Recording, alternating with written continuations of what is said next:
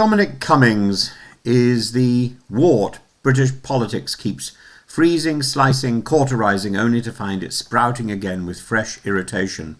At Indigo at the O2 the other day, 23rd of October I think, hosted by the activist outfit Looking for Growth, he appeared in full uniform, t-shirt, cap, cultivated scorn, and prescribed his familiar cure-all for a sickly state.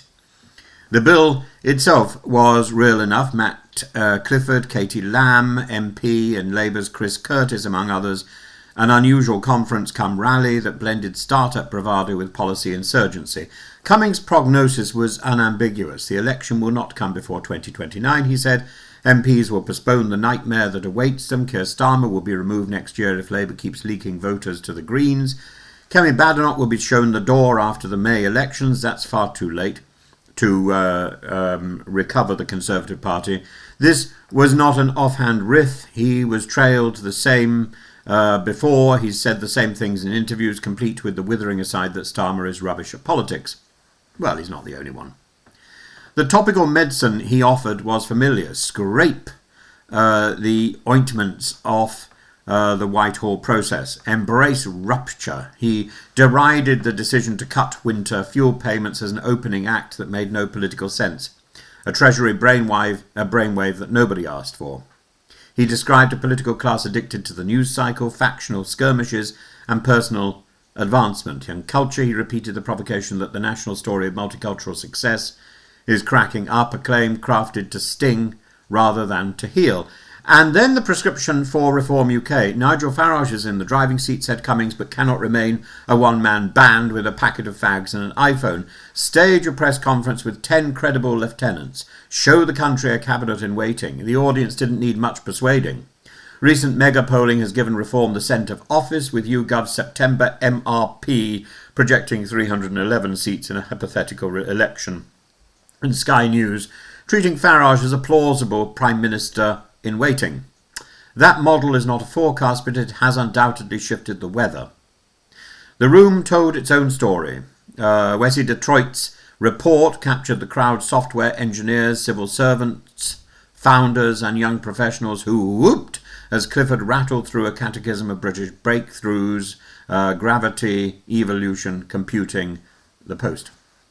It felt less like a seminar and more like a revival meeting for national capability. The movement's civic theatrics have been shrewd too, from cleaning graffiti off stations to crusading against petty crime and court backlogs, giving people something practical to do while preaching planned reform, nuclear build-out, data centres and AI. Here is the clever twist.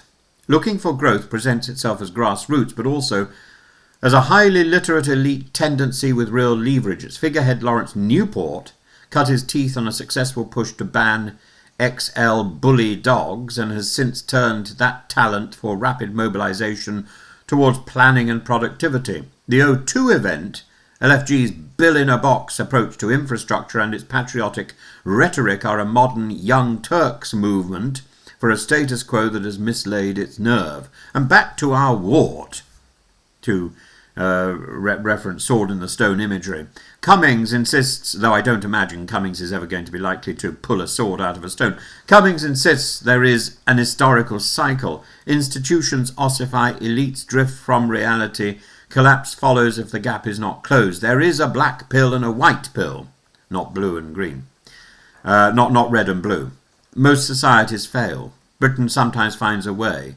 The topical ointment he sells is disruption, personnel change, and contempt for the Mandarin-ate. Yet the paradox remains. The man raging against institutional rot helped corrode trust in those same institutions. He rubs in the salve with one hand while picking at the scab with the other. His reform recipe is not absurd. Even sceptics must note that the polling surge and the growing chorus of Britain's blockers are self-inflicted. But the harder questions do not vanish under a smear of growth balm. Which growth, and for whom, will the movement smash local vetoes, ration scarce skills, and square its market instincts with strategic industrial bets? If immigration is needed to build, who makes the case? If pensions and the NHS keep swallowing fiscal oxygen, What is jettisoned? These are the governing decisions, not always slogans. Meanwhile, the ointment keeps being reapplied. The Express and others amplified the O2 sound bites. The Times gave him the headline he wanted. LFG clipped and shared the highlights. The wart lives on sunlight attention and the itch of a political class that cannot stop scratching him. So yes, Cummings the wart persists. Freeze him with ridicule, lance him with fact. He returns, because he speaks to a truth the parties hate to face.